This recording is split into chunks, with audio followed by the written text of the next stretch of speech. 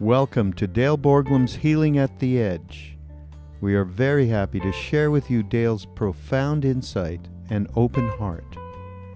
Please go to BeHereNowNetwork.com/Dale to support this podcast. Hi there, this is Dale Borglum from the Healing at the Edge channel of the Be Here Now podcast network. And I'm happy to be with my friend Donnie Nelson today. Donnie is in one of the groups I facilitate, this one in San Francisco.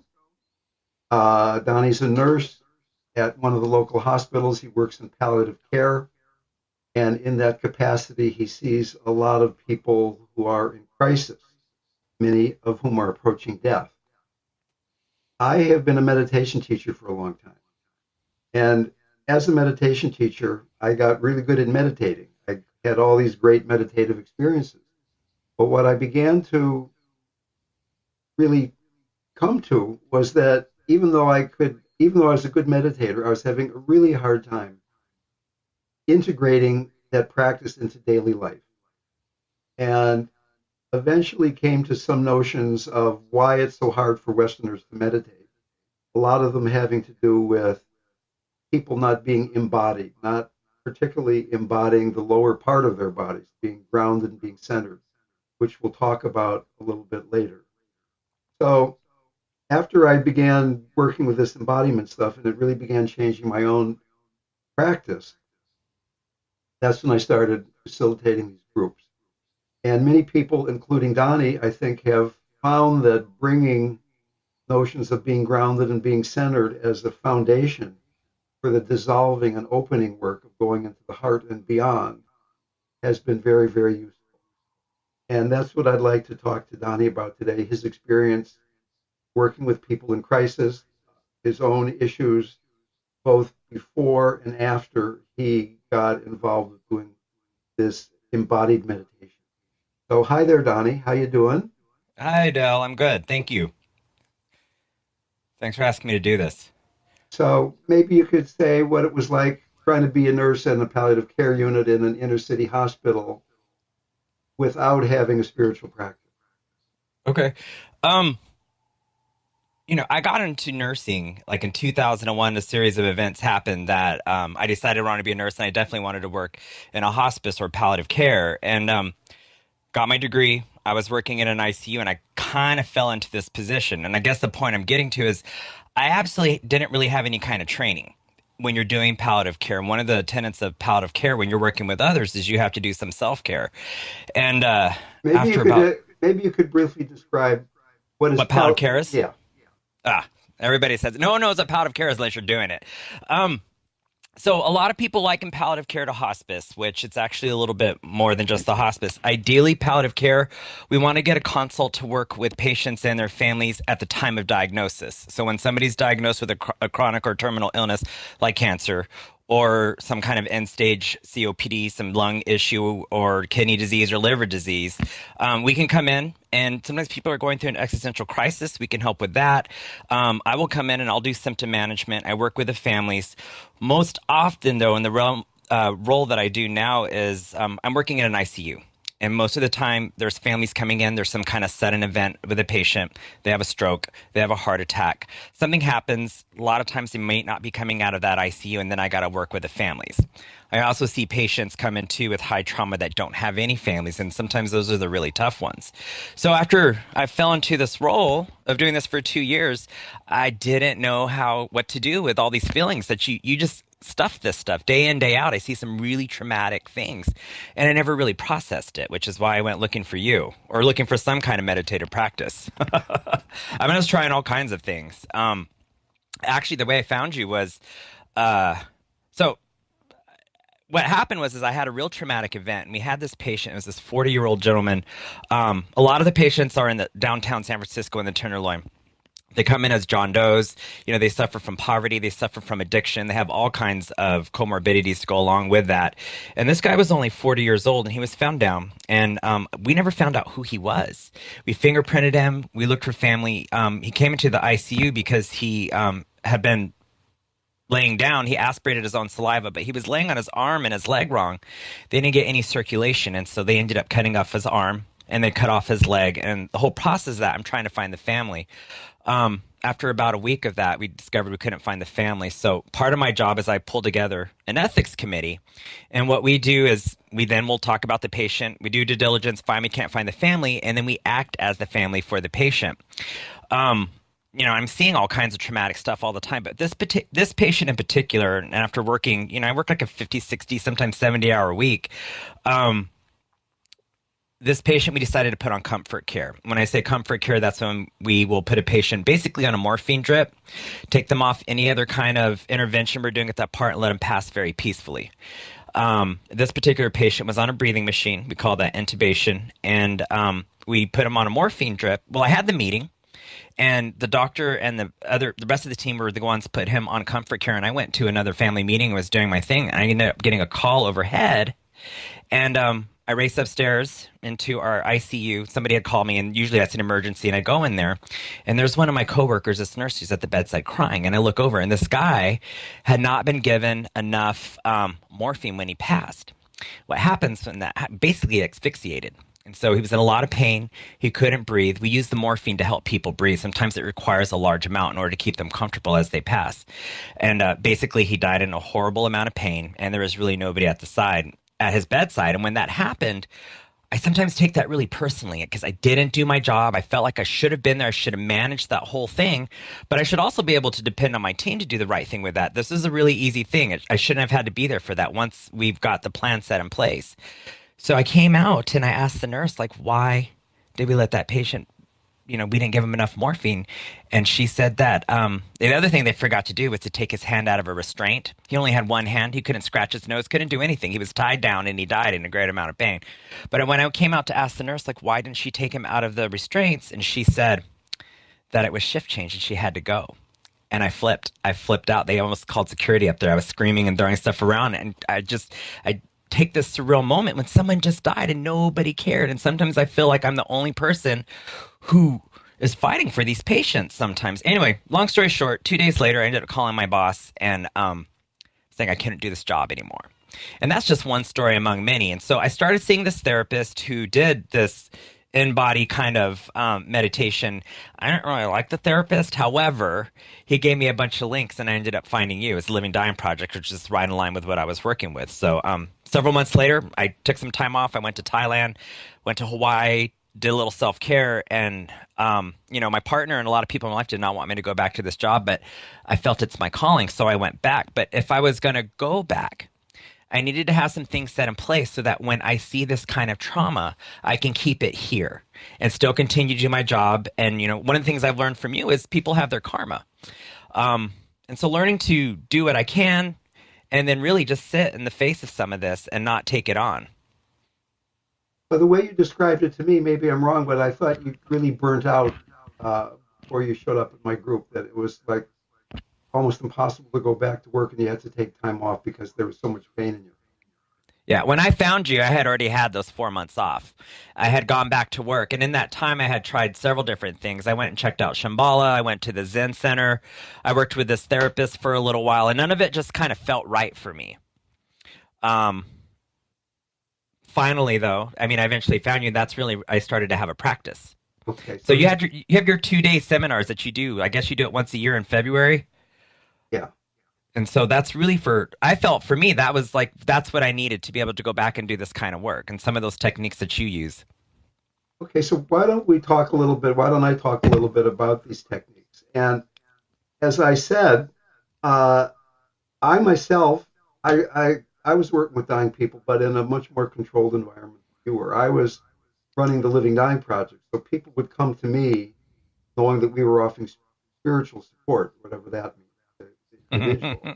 And so consequently, we got a very strongly pre-selected subpopulation. It was not homeless people. It was not addicted people primarily. It was mostly upper middle class neurotic people that we were dealing with. Although at the same time, I was going into Highland Hospital in San Quentin during the AIDS crisis and doing work with the disadvantaged, but mostly working with people who had life fairly together. But I was noticing that even though I didn't have the same kind of stressors that you did necessarily, it was very hard to bring my practice into daily activity. That I could have this great meditation and then I'd be out there and I'd get completely lost in some mental thing about what it is going on. Hmm. So what I began to understand through some somatic work that I was doing was that I was really not in my body. And one could look at this big spiritual adventure that we're all on as the process of beginning to disidentify with character structure, with personality, ego structure, Hmm. and identify with our true nature, kind of a surrender process, almost the dying into who you are, a process of letting go. And if you begin this process of letting go from a neurotic beginning, it can get really, really messy. One of my friends said you have to become somebody before you can become nobody. And the Dalai Lama on his third visit to America said, now I'm beginning to understand you Americans don't like yourself. And it makes me really sad. So Right. if we're trying to let go of who we are from the beginning point of not liking ourselves, once again, it's not too hard to imagine that very quickly on it gets really, really complicated and messy. So why don't we talk just very briefly, why don't I talk about very briefly about this hypothetical little boy who's being born. And the first couple months, first couple years of his life is about becoming grounded, about Hmm. learning that he can trust being dependent and that he's supported, that he's nourished. And even if you have completely loving parents, there are going to be things that happen to you that really will shake your trust in that you're grounded all the time. I mean, my earliest memory was having a severe electrical shock by putting a hairpin into an outlet. One of my other earliest memories was putting a fork into a toaster to get my toast out and almost get electrocuted. And I That's not really, funny. people laugh at that. I don't know why, but it wasn't so funny to me at the time, but it may be kind of funny in retrospect. And another memory I had was that when I was a little baby, baby bottles were made out of glass, and I was being fed on a schedule. And they gave me the baby bottle. I dropped it. It broke on the floor. And by the time they could sterilize another bottle and heat up the formula, it was past the time in the schedule to feed me. So they didn't feed me for 4 hours. And I was screaming with hunger. And Mm. I thought maybe they're never going to feed me again. You know, why aren't they feeding me? I'm telling them I'm hungry. And when I tell that story, people often think that's kind of humorous too. But but the point here is that that even though I had really loving parents, I had these traumatic things happen. So that there was part of me not trusting that the world is a safe place that I can relax and open up and trust that I'm really taken care of.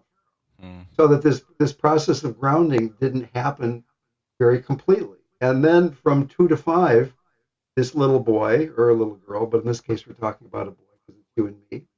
This little boy learns to be centered. The hara, the lower belly down there, the place from which martial arts are done. Mhm. And what I began to notice was that I was really good at going up in my heart and going up in my head and doing all this meditative stuff, but it was really unstable because I hadn't created this foundation of getting grounded and centered. And beyond that, you were even talking before about keeping the pain at a distance and the energy that we use to have boundaries so that you can go into these situations where there's so much suffering that it can be overwhelming if you don't know how to take care of yourself. That energy comes from being centered. The energy that is used when a tiny, tiny, frail, elderly martial arts master can defeat a young, big, strong novice because Mhm. it's not his energy, it's the energy. So what I've been finding is if we do some grounding and centering work before we start going into meditation, before we start dissolving and letting go, then in fact, for many people, they can trust that it's okay to just let the mind do what it wants. That instead of trying to force the mind to do something instead of trying to uh, really struggle with things, that there is some sense of trust that we can go into the heart in the sense that the belly supports the heart. And my experience with you, having you been in the group now for about a year and a half, even a little more, maybe about a year and a half, Yeah, a little longer. that this idea of getting grounded and then getting centered when you're doing the dance at the palliative care unit or the ICU has really been very useful in terms of not getting burnt out again. Absolutely. One of the first things I heard you say, because you say a lot of stuff and some of it just goes over my head, but you talked about that I could be in the room in the presence of somebody who's dying, but actually I was just being in the presence of being in the presence of somebody who's dying. You said something to that effect, and I felt like that resonated with me because I don't know if I was grounded when I was going in. I was either going to be too shut off or too open.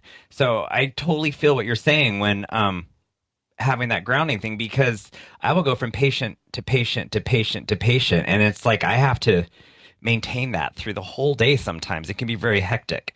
What did you say though? What was your when I say that? Do you remember saying something to that effect? It doesn't sound like anything I've ever said in my life. I swear you said it. So what I'm thinking, I mean, there's a couple things. You go into a room, and it's so easy to see a dying person in bed Right. that one gets caught in the identity. There's a dying person. There's a cancer patient. There's an addicted homeless person. And to the extent that you can be there with a human being who happens to have these identities, that they're approaching death, that they're homeless, they're addicted, whatever, but not getting fixated on the identity. But there you are, really being present and just relating to that person in the present. Then it, uh, first of all, you won't be getting as burnt out because you're not doing all that pushing away or getting lost. But even beyond that, uh, to the extent that you aren't getting caught up in identities, then the healing energy that's part of you can be coming through.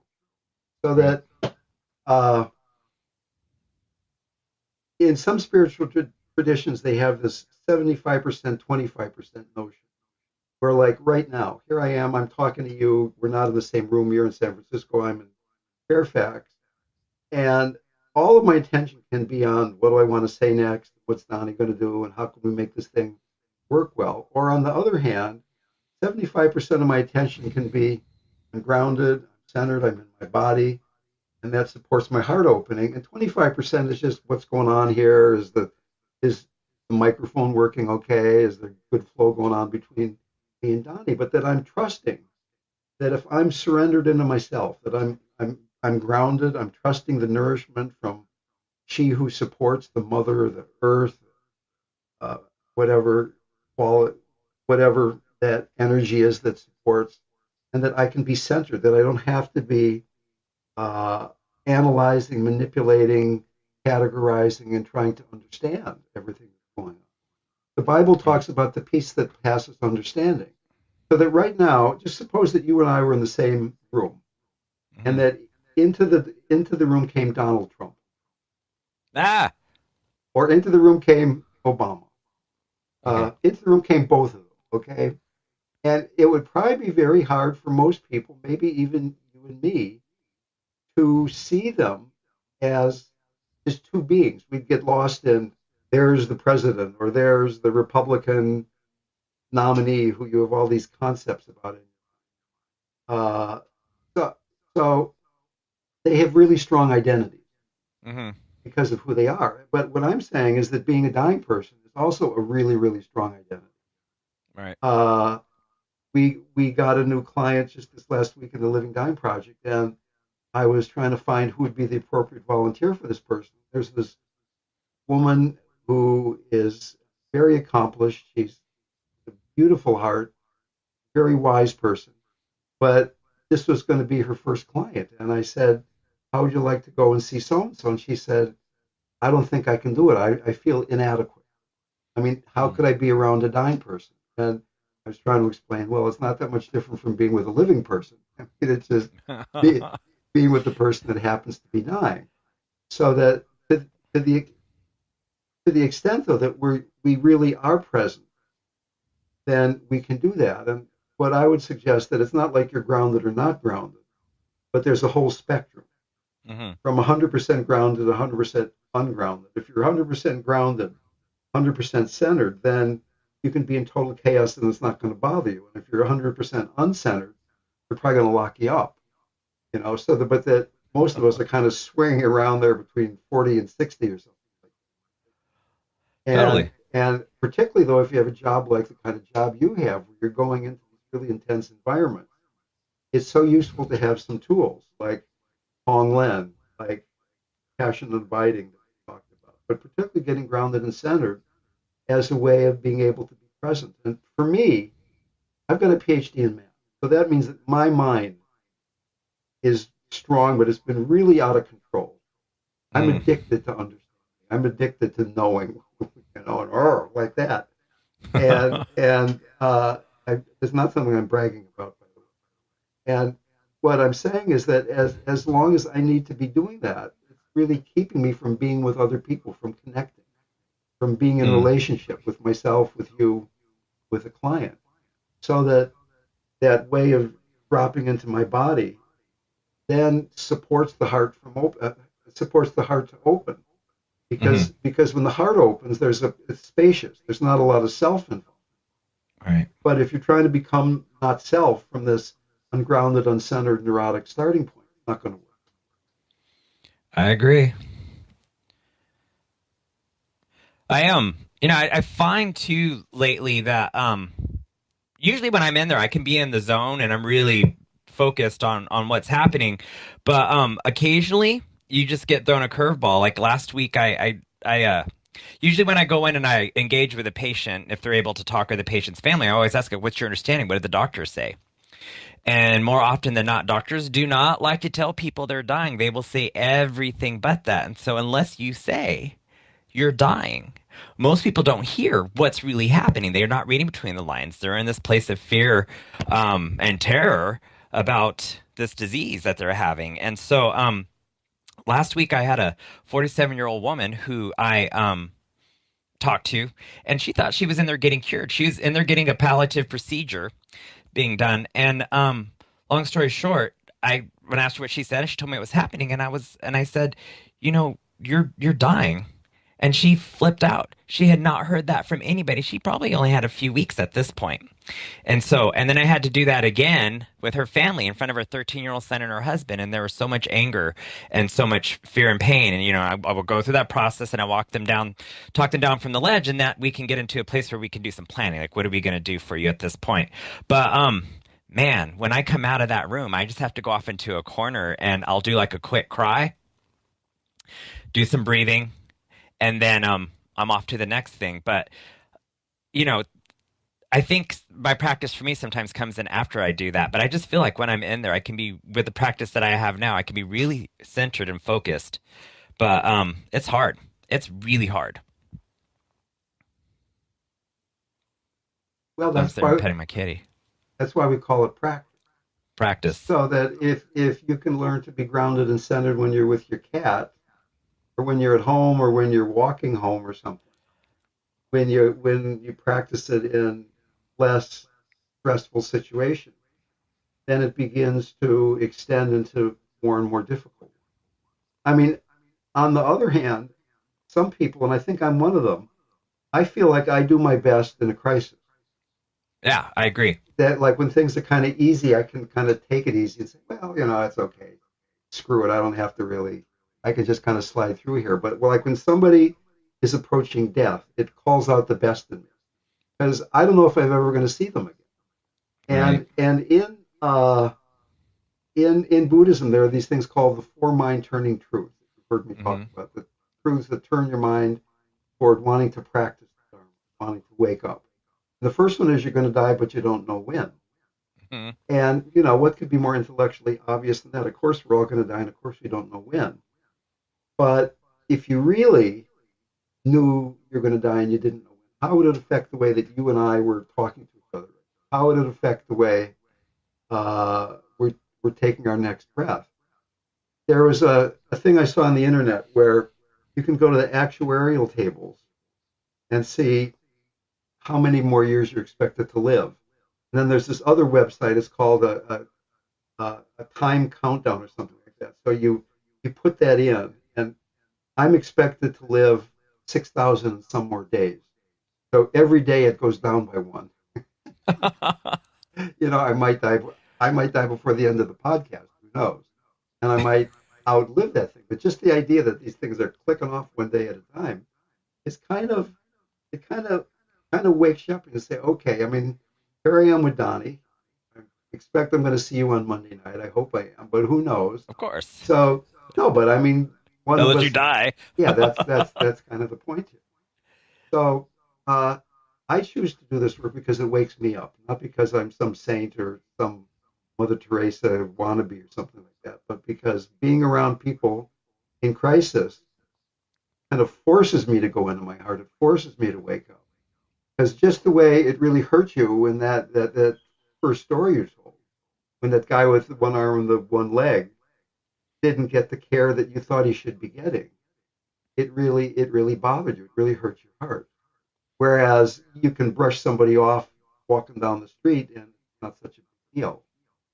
True. True. So That's hard stuff. so I guess I mean, is there anything you could say about how being grounded or centered has changed the way you're being with clients or your work as a nurse at the ICU? You know, one of the things that when I was started having a real practice, was it's not the patients that I have necessarily a hard time with. A lot of times it's the people that I work with. Um, and I can really come in with a very judgmental, very, nobody's going to do this job as well as I am. A lot of the doctors, I kind of judge them because they're not willing sometimes to have these discussions. And a lot of, I work with a lot of Catholics, and a lot of people don't necessarily believe in letting somebody go on a morphine drip. And plus, there's families too who, they're more concerned about keeping their loved one alive. So having a practice lets me just maneuver through all of that as well too, because I always realize though that I'm there for the patient. It's always what's happening to the patient that bothers me. I love working with this population, especially with these patients as well too. I feel like I'm being of service. So, being grounded though, when I'm in a room and I'm feeling like this is not going the way I think it should, and even though I say it the way I think it should, it's the way it should be sometimes, most of the time.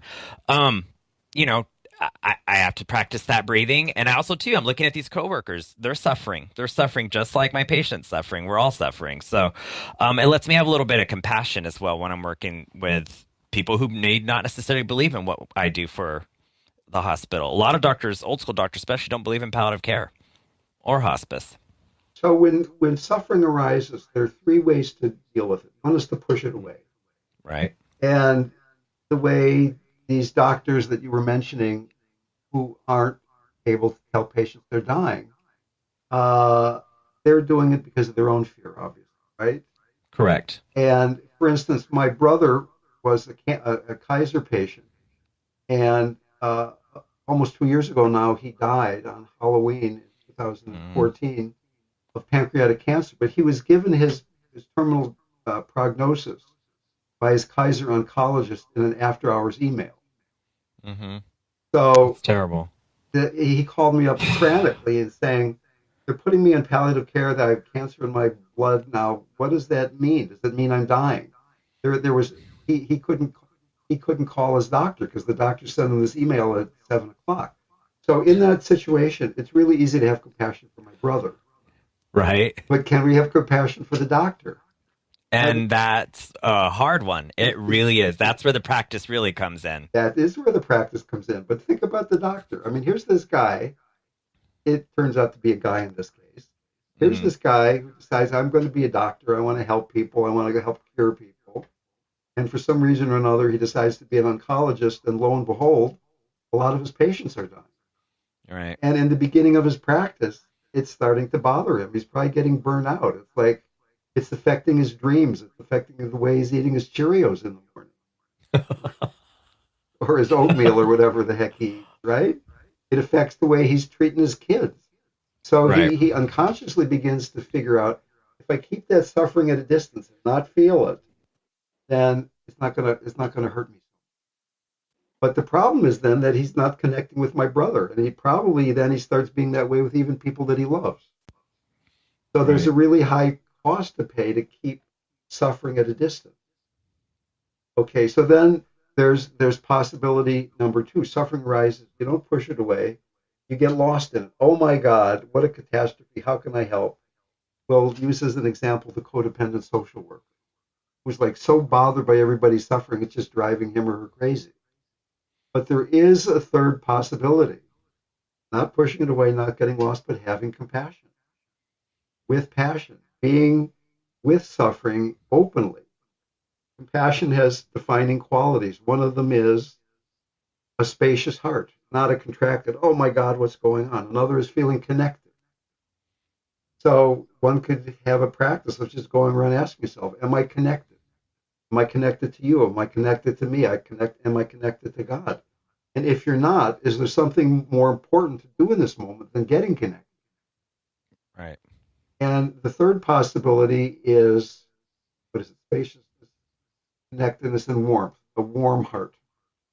Beyond that, the Dalai Lama has this great notion that compassion is the ability to equalize and switch yourself with another person.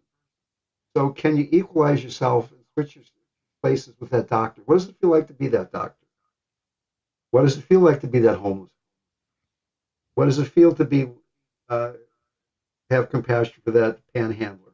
So there's a real difference between pity and compassion. Mm-hmm. And pity, we can keep somebody at a distance. But once again, doing that takes energy. It's exhausting. Right. I do find having that compassion though does make everything a lot easier. It makes it more palatable. Definitely. Sometimes I have to I have to look at whether it's the doctor or the patient, like that was somebody's baby once. That was somebody's brother. That was somebody that was loved. And that's able I'm able to go into that place with them. So, Well, the Buddhists say that everybody at one point has been your mother, which I find very strange to think of you as been my mother. But I find it much more palatable. If everybody's been your mother, then everybody's been your child, right? true. So it's much easier to go around seeing everybody has been your child, not in some kind of hierarchical way, I'm wiser and older than you, but that you care for them. You really want them to do well. You want them to thrive. You want them to feel good. And the Dalai Lama has this other quote that's really great. He says, if you want others to be happy, practice compassion. If you want to be happy, practice. So to think about how simple life would be if the main motivation for doing things was compassion, not do they like me? Am I getting enough? What am I going to get out of this? But what is the compassionate thing to do? Which include compassion for yourself. It's not just compassion for this other person. Compassion is not this one directional, I'm shooting compassion to person X over there, but it's that I'm feeling compassion, and that includes me. Right. And in the West, that's why the Dalai Lama is, like he was saying, it makes him sad that people don't like themselves. A lot of people don't have a lot of self-compassion. And in fact, a lot of helpers in particular go into helping because they're not very good at taking care of themselves. So they unconsciously think maybe I should try to take care of other people. I might learn something. I mean, that's my I could impression. agree with that fully. Let me ask you this question. Did you see that story on, I don't know if it was CNN or NPR? I think it was CNN today with that little boy that they pulled out of that building in Syria. I saw his pictures all covered with dust and he had blood on the left side of his face. He's kind of like really bewildered looking. Yeah, well, I was gonna, well, I don't know. We're doing the podcast now. I was gonna bring this up in the group, but that just kind of stopped me in my tracks. So I saw the picture, which is devastating. I mean, I was wrecked, and it was just as wrecked as if I saw one of my patients really sick, which I'm able to put that in its place. But this one, I was just completely powerless over. And if you watch the video, they pull this little boy out and they sit him in the chair and they're just filming him the whole time, and he's shell shocked. And I remember he just touched his forehead, and he looks down his hand. There's blood on it. He just wipes it on the chair, and I'm just like, that kid's gonna be scarred scarred for the rest of his life. And so, like, in that moment, there's just so much anger and so much angst. And I felt helpless, and I'm just angry. And it kind of reminded me some of those feelings when I first got in, when I'd be working with these patients, and there was nothing I could do. So, I mean, just in life at large, it's kind of, today I was been doing the egg-laying breath all day, thinking about that, just trying to be centered, grounded. So, a couple of things. Why don't we share with our lovely audience here what the egg-laying breath is? Because That's the best trick ever. now that you've let the cat out of the bag, so to speak, although the cats just still seem to be there. Anyway, there's a teacher named Julie Henderson who wrote a really great book about embodying wellness. And she has a grounding exercise called the egg-laying breath. There's so many ways to get grounded. You could imagine you're like a tree with your roots growing into the ground or whatever. But the egg-laying breath is a really, really quick way to get over being startled or shocked or attacked or scared or confused. And it just is, it takes one or two breaths. Boom, you get down into the base of your body. And as you breathe in, your abdomen rises, pushes down the diaphragm, and you imagine that you're pushing out on the in-breath an energetic egg out through the base of your torso. And then you just, on the out breath, you just relax and be easy. So but it's a way of getting in touch with the base, with those muscles in the perineum and the upper adductor muscle.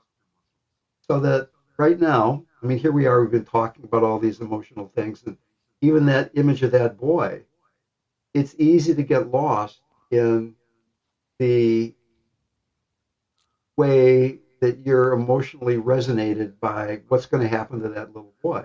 Right. And I think it makes it particularly difficult because you had childhood trauma. I had childhood trauma.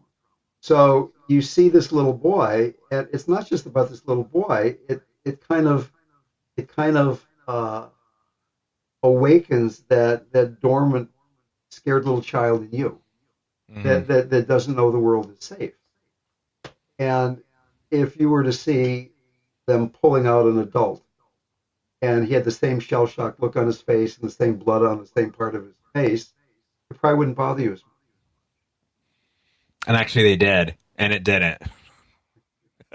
Okay. Well, in a way, watching TV, watching the news these days, I mean, it's so difficult to stay present. Right. When I go to these groups, I say the two magic words. I say Donald Trump.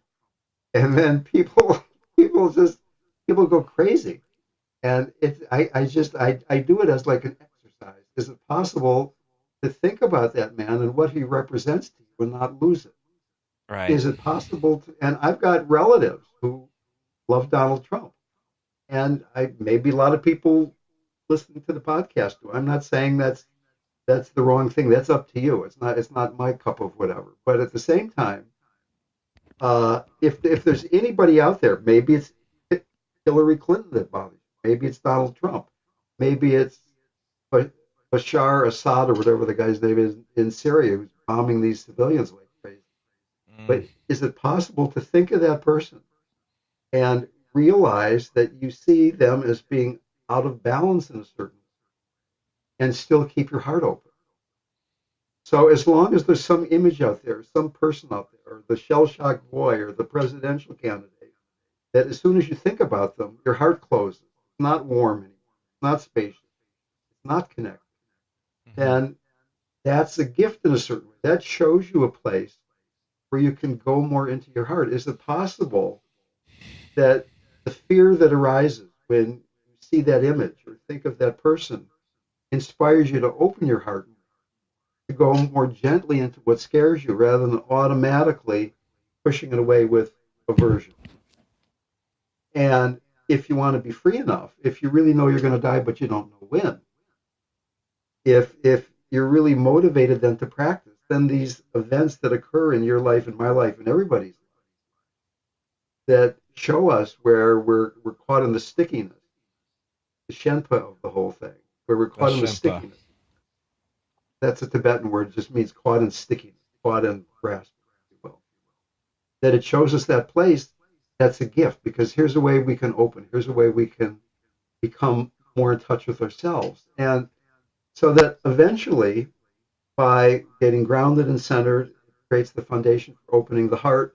When the heart becomes open and compassion is flowing in a rather ongoing way, the mind relaxes, the heart relaxes, there's a stability, and then we can start going into these other states where we talked about in the last group of resting in beingness, resting in presence, Mm. exploring non-duality. I mean, because basically what we're doing here is being grounded is not the goal. Being grounded is a transition stage for getting to the point where we realize our wholeness, that we are so much vaster than we think we are. Mhm. That I think I'm Dale and you're Donnie and you're that guy and I'm this guy. There is that level going on. I'm not saying we destroy that or think it's not true, but there's another dimension that we've all touched so many times that's so much vaster than. And to then, when we have these events in our lives that cause us to contract, then we can use them and keep surrendering back into that place of profound openness. So, in a way, that's what's so wonderful about being around dying, because dying, someone who's dying, even if they're having a hard time doing it, is inexorably being drawn into that vastness. So that in a way that right now this conversation is Mhm. preparing to die, preparing Yeah. preparing to rest in that vastness, which could be called love, it could be called God, it could be called truth, it could be called presence, whatever you want to call it. What does the cat call Uh, it? I don't Meow. know. I think my cat is centered. Cats are pretty good at that. Yeah, as long as they're fed. No, that was good. I was like, I don't know if I can turn that into what I was seeing today, but yeah, that's just part of the practice too. I just feel like I needed to get up and go do something. And I'm able to feel like I do something in the presence when somebody's dying. I'm either helping them do some kind of thing or sometimes just my presence is being there. But, having that image in my head, should I be voting? Should I be doing something? Of course, then dying is not a doing. Dying is a letting go. Right. And if you're dying, you think you still have to do something, but your body can't even breathe anymore. Then you're going to be in big trouble. That actually happens a lot. I know I it have people does. who are going to die in a few days and I got to go home and I got to I got to put my affair in orders. I got to write some checks and pay the bills. And Um, I don't think I've ever come to a place to say like, well, that doesn't matter now. But I just feel like that's what is important to them. I just try to help them do that part. Yeah, I'm not saying that's not important, but at the same Yeah. time, to the extent that you or I or any of the people tuning into this thing uh, are using life as a preparation for dying, not in any kind of morbid way, but really in an enlivening. That right now we're dying into the moment with each other. All that's going on is me and Donnie talking. Cats are there, and there's no multitasking or all these things. It's just right there. It's happening. Right. And then one day, what's happening is dying. I think just in this line of work too, it's I don't think I'm as scared of dying. I mean, I think I'm more scared of how I am going to die. Studies today show that about 90% of us, at least in America, we are going to die from some chronic illness. Yeah. So we're all going to get plenty of practice getting there You when know, it comes to dying. a lot of people end up saying, "I want to die peaceful in my sleep," or "I'd We don't like do to," that anymore because we got technology. or people say, "I'd like to die suddenly of a brain aneurysm." And I hope God, I mean, I'm not saying, God, I want you to do this, but actually having a degenerative disease and having a few months or something to really look at it with eyes wide open might not be such a bad idea. Both of my parents got cancer and they died within 6 months, Mm, which was like the perfect thing. I mean, it didn't bankrupt the family, it didn't totally exhaust us, but it really gave us a chance to complete business, to love each other, and for each of them, both of them died really beautifully to really get ready to do the next thing, whatever that might mm. Well, maybe we all be that lucky. be. Yeah, we all won't be. No. No. It's not something we can count on. I'll be that 1% that gets hit by a muni or something. That'll be good. I don't have to prepare. It'll just happen. I'll be splattered. It'll be all over. It'll be awesome. On that closing note, I was getting warmed up. I was about to get real morbid here. well, if you'd like to say anything more, I mean, we've been doing this for about 3/4 of an hour, which is the amount of the time they wanted, but we can go on a little bit if you'd like. Well, I'm good. I just wanted to make a clarification in the beginning when I was talking about palliative, that the palliative, the definition means to ease suffering. Okay. And I didn't say that. And that should be the first thing I start when I'm describing what palliative care is. So my job is to help ease suffering. Okay. And I'd like to just thank you. Thank you so much, Donnie. I would like to give a plug for the Living Dying Project. We have an online training that's very much like the one that Donnie took. But do it. It's online. It's a professionally recorded and edited version of a training that I did years ago in Berkeley. And then there's a couple of live interactive streaming sessions. We get together online, meditate, discussion, question and answer, stuff like that. So you can go to livingdying.org, and on the right side of the page is a button for live online education, I believe it's called. And you could sign up for that workshop as well. Our website, livingdying.org, I think is the most complete website on the internet with information about dying consciously, about grieving. There's stuff by me, Stephen Levine, Joan Halifax, different people. There's audio files and movies and guided meditations and all kinds of things. So you might want to check that out. Thank you so much, Donnie. It's really been great. I look forward to seeing you in a few days. Enjoy your kitties, and I love you so much. Thanks, Del. I'll see you Monday. Okay, bye-bye.